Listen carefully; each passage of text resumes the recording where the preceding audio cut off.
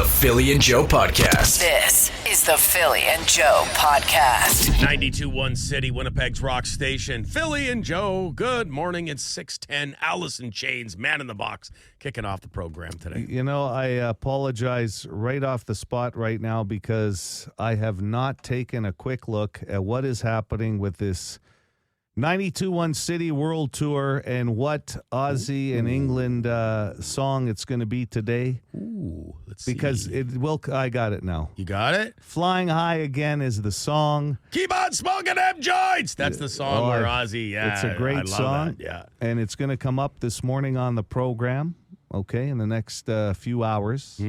It'll come up a few times today. But I just wanted to check. That's sort of how I set my day now. I got to know if we're going to feature the song.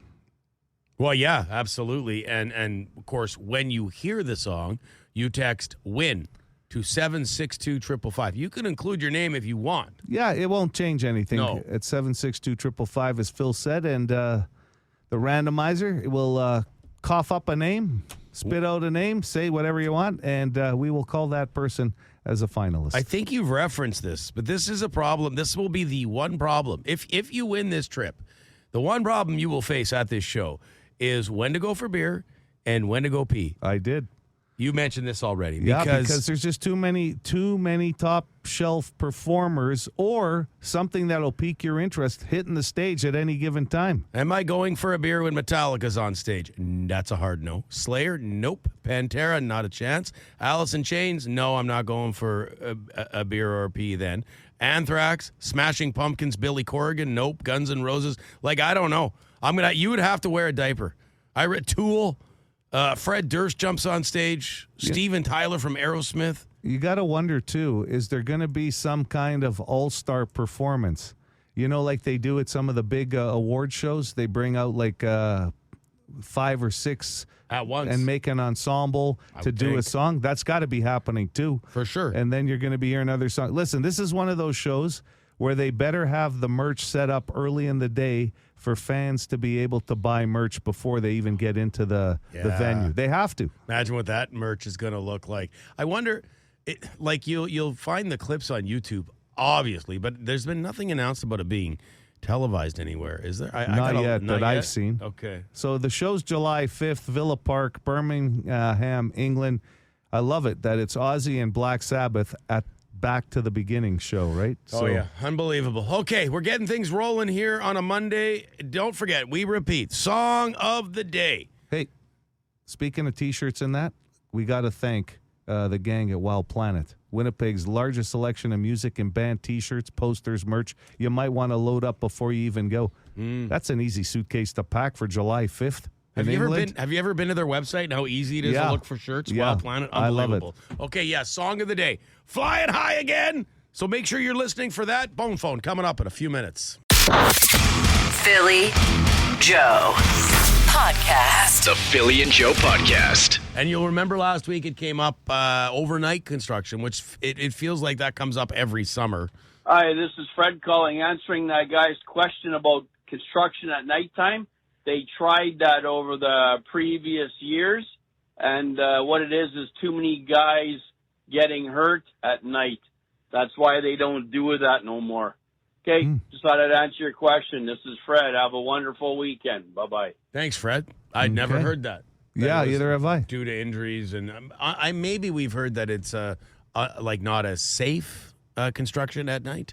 Okay, continuing on with some traffic calls here. Don't you just hate Saturday morning thoughts? I was just stuck behind somebody at a yield, but don't you just hate when in that situation you're stuck behind somebody at a yield and the first 2 available lanes are wide open, like clear for days. There isn't a single freaking soul on the road, but they're waiting for that third lane to be open.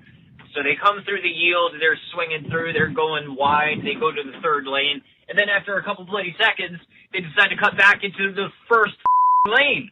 Like, all you have to do is pull into that first lane and we can all move. Everything moves smoothly. Why, in God's name, do you have to go to the third lane to get back into the first lane, you idiot?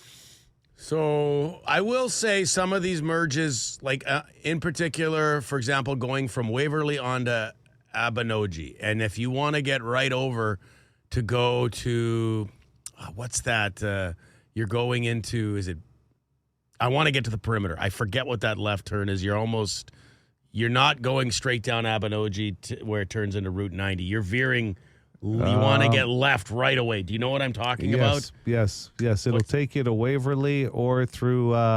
is it Bridgewater? Bridgewater. It takes you through Bridgewater, yeah. I can't remember what the road's called, but listen, this is coming in on the text line right now. They're doing night construction right now as we speak on the north perimeter. Okay. So it mostly, someone is saying here, I'm just reading this as we go, it mostly has to do with noise and proximity to people. I've heard that before, and so have you. I have. That it was a noise issue. So, yeah, I mean, hey, they're obviously starting with projects like the North Perimeter that are taking quite a while to do. I think the biggest problem we get on the bone phone from construction issues is more about the fact when it's repeat projects. Yeah. When the same projects get done over and over again. You see one right now on Abanoji and Pembina. Yep. That area's been going on forever. But when it's several different, main thoroughfares coming out of one part of town and you can't avoid it. Like like it feels like your entire area is under construction. But I know what construction crews will say, hey, you complain about how bad the roads are. Now we're fixing them up here in the summer, and I feel bad for a lot of construction companies because it's all about budgeting too. They're fixing what they're fixing with the budget they're given. That's right. And okay. Anyway, Motorhead guy, drive-throughs. I know it's been a while. Everything's doing good. Kids are happy with Motorhead on the bus and all that type of shit. But I just wanted to mention that I'm sitting in the McDonald's drive-through on. It was this Lagimodier, and there's this white Ford Flex that was, 3 cars in front of me, and he cut off the red Hyundai, whatever, and man, the guy in the red Hyundai was throwing his arms up, and he was all pissed off. So to the guy in the Ford Flex, why don't you be a little patient and let people in? Hey, it's a zipper merge, just like everywhere else. So anyways, peace. Okay. Thank you very much. I like that he reported back on how things are. He's a school bus driver now, Motorhead guy, and he says it's going really well. So, and that spot you were talking about, Phil, I guess, is officially called Kenniston Road or Kenniston South. Yes. And when you're merging off of Waverly, if you want to get that way, you almost have to have all 3 lanes clear to get over immediately. There are situations that come up like that. Just put your left arm out like you do when the turn signal on your vehicle's not working. That's right. Crazy Craig went to a movie over the weekend, Mission Impossible. Hey, Crazy Craig, Billy Joe. Oh my God, Tom Cruise is just one very up adrenaline junkie. Like Mission Impossible. Holy hell. 3 hours of just whoa. Tied up everything nicely.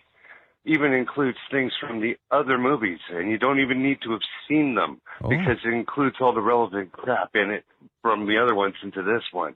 7 action scenes and long ones at that. Oh, man. Like the man, hate the man, whatever. Final Reckoning.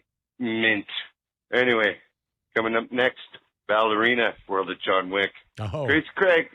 Catch you later. All right, thank you. He mentioned he'd give us a review on that on Monday morning. Thank you, Crazy Craig. That's a smart move, too. If you've added scenes from the past that keep people informed or into it that might never have seen one of the Mission Impossibles. Very true. Really, Tom Cruise, I mean, he's got to be 60? Yeah. Doing, I don't know if he did most of his stunts in this one. I think that was still the idea that he wanted to, right? But in great shape. 3 hours. That's the impossible part nowadays, to sit there through a whole 3 hours of action without pee break. Oh, that's a 3-peer for me. I'll have to pick a good moment. Hope I don't miss anything. Let's wrap with Vinny. Vinny's on the Oilers now, and this doesn't go over well with Jets fans. But Vinny, last year he was on the Oilers quick. And this year as well. Yeah, listen to Classic Rock Sundays. Wow, kick-ass music. Hey, I don't know if the boys are mad at me, but I sent them a text. They didn't get back, but I understand they're busy people, Coolest cats on the radio. But I don't send texts every day, maybe once a week. I wanted to hear Don't Look Back by Boston. Oh, yeah. Anyways, I want to talk about the Oilers. Yeah, the Oilers are going to win the Cup. Like, don't play Florida. Last year they were good, but not good enough to win the Cup. This year they're ready. The way they're playing, aggressive, they're a calm, comfortable team. You know, they're not nervous. They're playing really good hockey, so I believe they will win the Cup. That'd be the first Canadian team, they'll win, to win the Cup since '94, I believe. No. When the Montreal Canadiens Close. won the Stanley Cup in '94. Have a good one. It was 93, but he's got the team right. Yeah. A lot of people are suggesting that this could be the Oilers' year, the way they've built this team and the way they're playing. And they're getting a lot of production from, the gritty guys, too. Yeah. Hey, even Kane, who came back, Corey Perry. Mm-hmm. But they're going to have to get through Florida. Yeah. And, wow, both those teams look like, immovable objects. Like, it's going to be a hell of a series again. Tom Cruise, 62, thanks to Crazy Craig. Man, that man did his research going into that movie. Thanks, Crazy. And by the way, the Oilers still got to get through Dallas. It's only 2 games to 1, but it certainly looks like Florida's going to advance. That's your bone phone. The Philly and Joe Podcast. We'll go right ahead now. Okay. Am I putting you on the spot? Would you rather do this later? No. Now Okay. it's fine. It's because I'm sure this guy is up. This guy is a go-getter. Yeah. And I've had a chance to meet him once before, but he's a Facebook friend of yours by chance. Well, if he's I won't give his last name. If he's a just in case. Facebook friend of mine, you know what that means. We're tight. Yeah. Well, and that's how it all got started. You always joke about the Transcona neighborhood page on community page page on Facebook. Well, my wife, Christy, uses the one in Charleswood. Right. Those all the community time. pages, man, they solve a lot of problems. Well, it's funny. Yeah, they do. and actually, they create some problems, Yeah, too. there's some good entertainment on there sometimes. But, I mean, the other, for the last month, there's been coyote spottings, right? Well, we had one in our front yard. A little mangy guy. He looked like Wile E. Coyote. Be careful with your dog. No, for sure. Yeah. For sure. So that was one thing a week ago. Well, anyway, she took our screens off of our sunroom, and it's an all-glass sunroom. And, of course, once you take them out, pretty hard to put back in some cases. Yeah. And it's an older sunroom now. So, and I'm no help to her because I can't even be lifting and doing stuff because of the surgery. So you can't do that stuff. But mainly probably because it would, So anyway, she puts it up, and this Peter G from Ridgewood West says, hey, I'd come and help. And Christy says, hey, I notice you're friends with Phil. And she goes, oh, I love Phil. I saw him at the Stonewall Jets dinner when we were living in West St. Paul and everything else. And so he came over to yesterday morning to help her put in the screens. And at some point, I'm making my way up. I was still sleeping, I guess, when they started. And because the dog starts barking. So you wake up to this strange man in the yard helping your wife? No, yeah, she told me. She told me I was coming. But the best part was she said, you probably saved us from an argument because Joe's not very handy anyway. So she's selling me down the river to Peter G. So, Peter, thank you very much for being so kind and being a good neighbor. But really, that's what this province is all about, people helping people. So I wanted to thank Peter G. for not only saving the sunroom, but also saving my marriage. Thank you very much. And Joe, I just want to say, whether you're handy or not, working on projects with your partner can go wrong easy. Whether I'm backing up my camper or doing something around the house with my wife, it typically turns into something tense. You know what I mean? And it generally does. I will say this, because it's like one of those projects that even though Christy obviously was paying attention and Peter and they had it figured out, a year from now, when it happens again, that the screens come out and this is going to be the discussion. Christy's going to say, no, I remember from last year with Peter, this is how it goes in. And I said, well, it's not going in. Let's call Peter. This is the Philly and Joe Podcast. So you have the cameras, Joe, on your property, like front yard, backyard? Yeah, I do actually. I have a Nest doorbell for one. Like I think most people have kind of flipped to that kind of situation. But I have a camera set up on the driveway, and I have a camera set up at the back entrance too, just in case. You never know. I think I'm going to security-wise. I think I'm going to invest in that just for the odd nature video that's going to become very watchable, because these things happen in my yard, like everybody's yard. Yeah. And it's not like I don't want to sit there and watch a rabbit get destroyed. But if there's an owl hunting in the middle of the night in my yard, I want to see this thing. Yeah, you're going to have to probably get yourself a full production studio set up there with cameras, though. One isn't probably going to do it because unless it's a motion where it's moving, you know what I mean? Like you're going to get lucky by, oh, wow, it happened right in front of the camera. Otherwise, you're going to hear the noise of some animal screaming and just catch the tail end of maybe a feather flying onto the camera shot. Yeah. Right? Actually, in retrospect, maybe I don't need that. I don't want to see a rabbit get attacked by a... You know, it's got to be an owl. It can't be a coyote coming in the backyard. Here's the interesting thing. If you've seen anybody with one of these cameras and it's caught, let's say, somebody breaking into a vehicle on their driveway or something, or walking up to their porch to steal a package, you never really get that good of a view of the person, but yet a lot of us have these cameras set because up. They have the hood on and something, or the face looks a little distorted in the picture. So I don't even know what you do with that footage outside to put it back up on social media and say, hey, this douchebag did this, right? Right. But you're looking at for nature, for wilderness. Well, because you have a good idea what kind of wildlife you're getting on your property in the middle of the night, right? Because does it tell you when there's been movement and you're able to go check it out? Yeah, it'll tell you exactly, if it recognizes the person by name. Like Phil came through the front door. I haven't been on your property. No, I don't. Trying to steal packages. I swear to God. But what's Aubrey doing on my front lawn? But you don't even have that yet? You don't have the camera at the doorbell? It's time. It's time. You don't like people coming to your door anyway. So, but I think you have these no solicitor stickers still up. No, and they come all the time. There's more door to door. Canvassers. There's more canvassers than ever, man.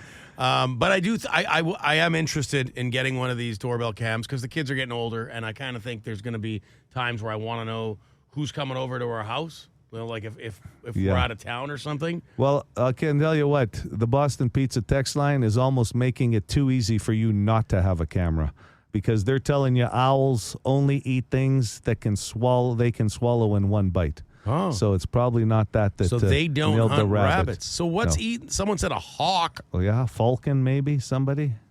I'm gonna have the odd one. I'm gonna have to. Deer. Deer's very common. Melissa, of course, gets deer like a lot of people, and they come right up to the camera because they eat the rabbits. No. Yeah, could you imagine?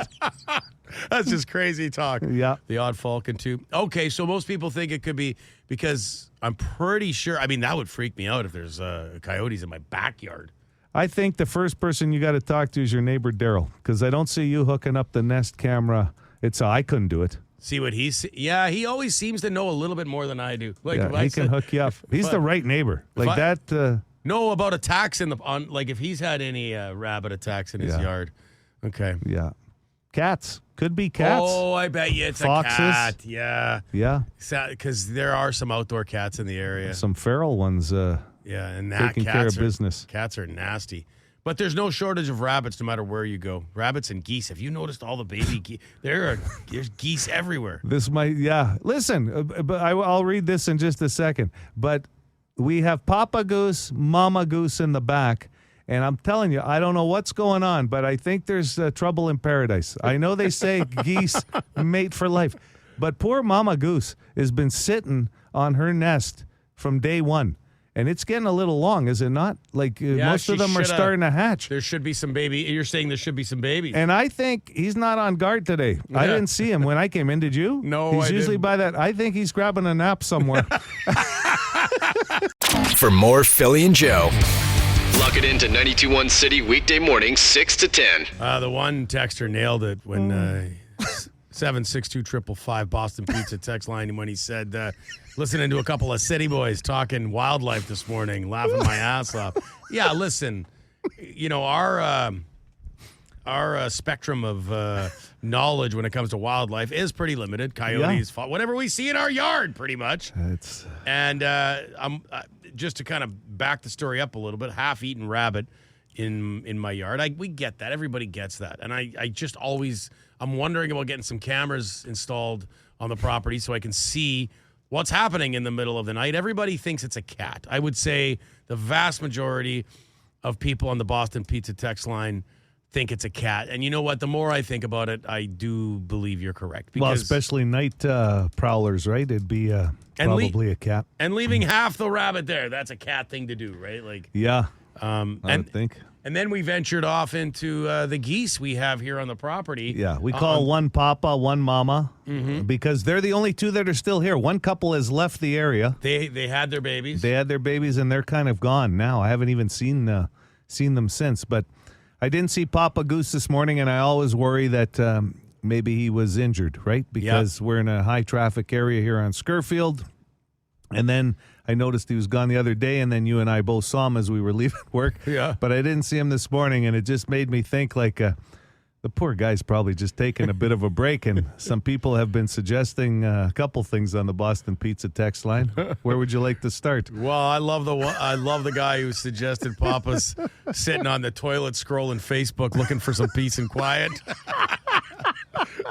Poor Mama's been sitting there for a good month. I was a little worried about her, but then Papa's been on guard the whole time. So we'll keep you posted. That seems to be our little soap opera here at work, Papa and Mama. There was another good one that came in, but Mama Goose has a honeydew list that he's been avoiding. This is the Philly and Joe podcast. Be a good person. Rate or review this show wherever you subscribe and get P&J into more ears. CPAP broke down in the middle of the night. Did you call a mechanic to come over and have a look? Did it run out of gas? No, it didn't break down. What it does is it gives you a warning. So in the morning, you can tell, how you slept, how many interruptions you had, that kind of thing, like a little computer. But this one just basically said your motor has exceeded its limit, so I Googled, what does that mean? Usually I thought it meant, you got to get a new machine. And it's basically a warning right now that, yes, this one needs to be fixed, the motor, which is not cheap, or you have to get a new machine. So now, I'm going to tackle the benefits package here at work and see what's available, if any, because CPAP machines aren't cheap, but I'm sure a lot of people have had this problem. Well, let's hold up here. Maybe one of our listeners, could someone out there replace the engine on a CPAP? Do you have specs for it, Joe? Is this an easy process? Put it up on the hoist. Put it up on a hoist, take it apart, get that new engine into the CPAP, because we can't look. All kidding aside, you need this thing. It's very important. A lot of people need them, to survive. Sleep apnea live. is a very serious situation. It is. You've been tested. You know what I'm talking about. Minor sleep apnea. They said you could get one, but you don't have to have one. That's what that was what my data showed. So I opted to not get one. I feel like I have to replace it because everything I read, it said 3 to, see? That'll save you some money here. That just seems like a big process. Probably someone can bring an engine over. That's right. Ian, look at this. Minister Ian Bushy, good move. Maybe your neighbor Peter G., who fixed the sunroom, can fix the CPAP. That's a good call. You're a good man, Ian. Always thinking. This guy's at your house all the time now fixing your stuff. Peter G's a good guy. But yeah, I think I'm going to have to buy a new one because it's one of those items that it sounds like the fix will take time and cost you enough money that you might as well just look at a new one. Well, how many years have you had this CPAP now? They could have imagined some of the innovations in the new ones. Mine lasted over 5 years, so it exceeded really the time limit with these machines. But I believe at the time I paid almost $2,000 for it. I hope they've come down in price. Maybe the original VCR, came down in price. Maybe the new ones have, Bluetooth. You can hook up tunes to it. Like, you never know what the new technology changes every day. It should have lights. Yeah, lights. You got a dance party like a hot tub.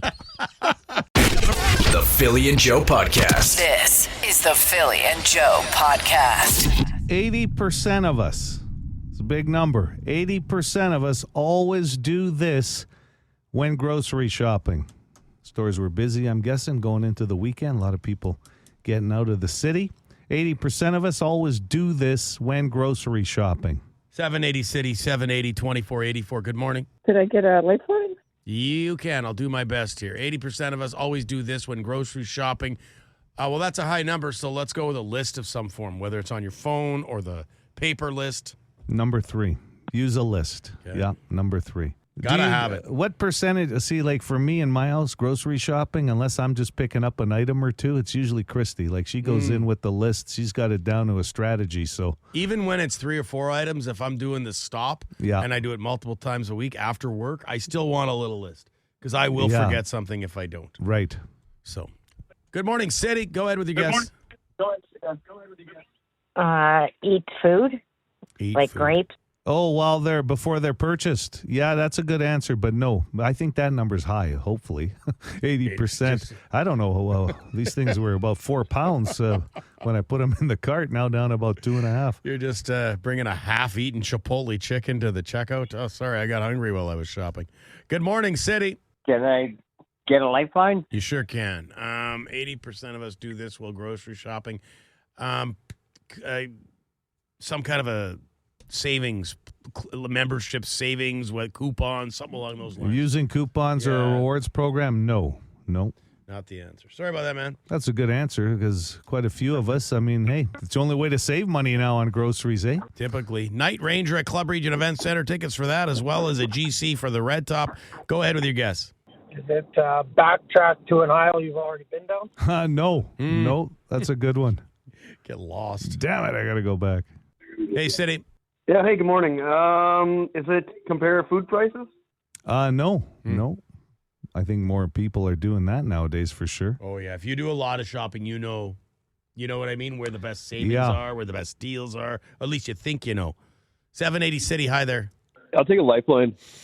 Let's go and make a phone call. Lifeline. Hey, hun, I can't find arugula. What, am I in the right aisle here? Yeah.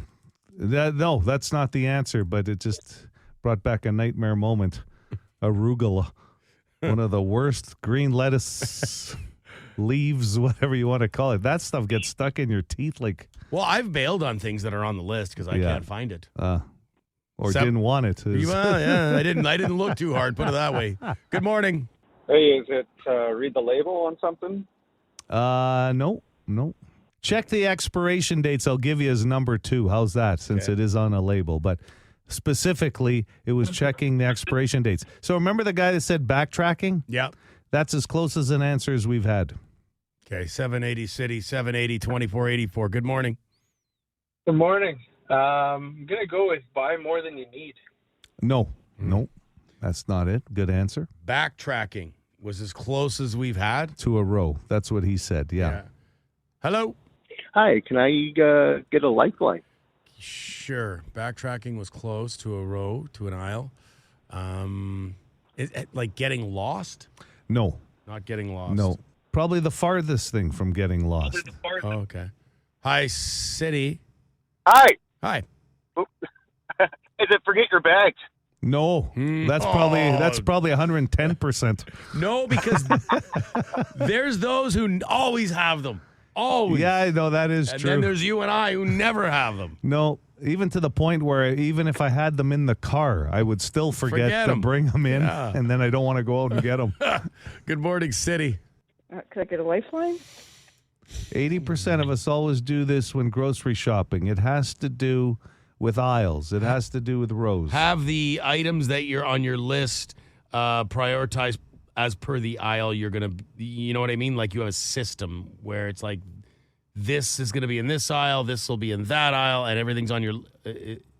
Boom! Yes, I had a hard time explaining it. But Yes, you did, and that's why I couldn't give you the boom earlier because I was you were almost confusing me. Yeah. It's people that walk in and they go systematically, row by row by row by row by row. It doesn't matter what's on the list.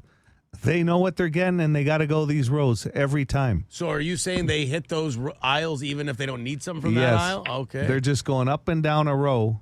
80% of people will do that because there's some things you just don't know.